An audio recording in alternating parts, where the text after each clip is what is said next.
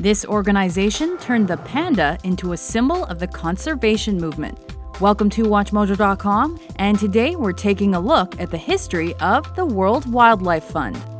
The World Wildlife Fund is an international, non-governmental organization founded April 26, 1961 by Victor Stollen, Julian Huxley, and Max Nicholson in an effort to protect endangered animals. Today, it is known globally as the Worldwide Fund for Nature, and its goals have expanded significantly. Once the founding document, known as the Morge Manifesto, was produced, the WWF opened its first office months later in Morge, Switzerland, on September 11, 1961. On that date, the organization was registered as a charity, and its mission to raise funds for wildlife conservation began. The founders started by supplying grants to non-governmental organizations based on the best scientific wisdom accessible at the time.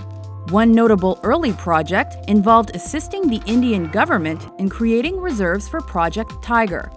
The WWF also helped set up national parks or reserves in Africa, Asia, and Latin America as part of the Tropical Rainforest Campaign. This developed into the WWF's Forest Program, which worked to conserve both tropical rainforests and temperate wooded areas. In the 1970s, the organization set up a number of sanctuaries for marine life in a large-scale campaign called The Seas Must Live. Soon, the focus of the WWF shifted from endangered species and habitat destruction to tackle other conservation-related issues as well. The group set up offices in different countries to promote its numerous, far-reaching projects. The mission and strategy was further adjusted when the WWF merged with the Conservation Foundation. Along with the preservation of nature, the group now also aimed to maintain biological diversity, encourage the usage of sustainable resources, decrease pollution, and develop communication and collaboration with locals. Even more new goals were set in the 1990s. While conserving forests was still deemed important, the WWF added freshwater ecosystems, oceans, and coasts to its roster of causes.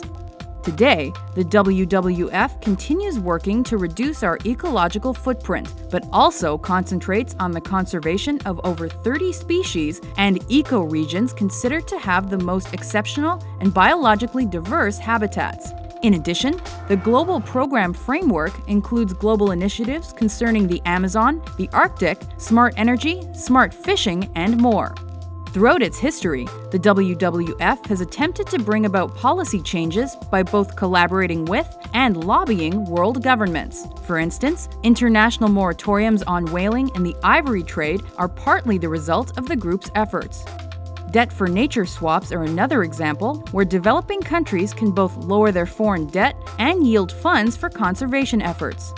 The organization was also instrumental in convincing governments to endorse climate change conventions during the 1992 United Nations Conference on Environment and Development. The WWF now works with businesses, banks, scientists, and other groups on their campaigns as well. As climate change becomes an increasingly significant issue, Earth Hour is one example of an annual event organized by the WWF that raises global awareness. By working with locals and non-governmental organizations to learn about how cultures affect the environment, the group also encourages countries to invent their own conservation strategies.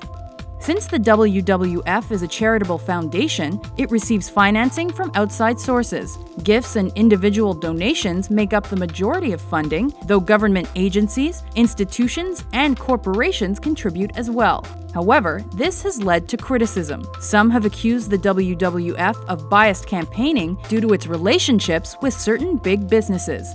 Despite the group's contributions, the underperformance of some of its programs, plus the alleged misrepresentation of certain risks in order to attract more funding, have also drawn criticism. Since its creation, the WWF's approach to conservation and the environment has evolved from a preservationist plan to one that examines development issues. Now, the World Wildlife Fund seeks solutions for global environmental security and hopes that humanity will one day live in harmony with nature.